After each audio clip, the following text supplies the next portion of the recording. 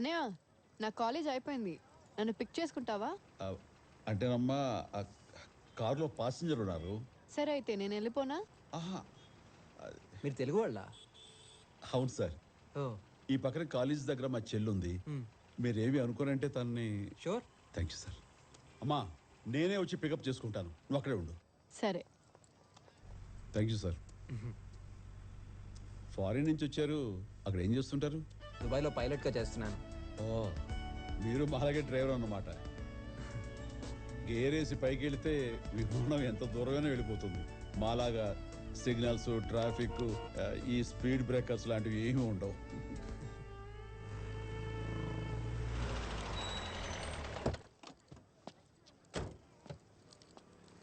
అనయ్య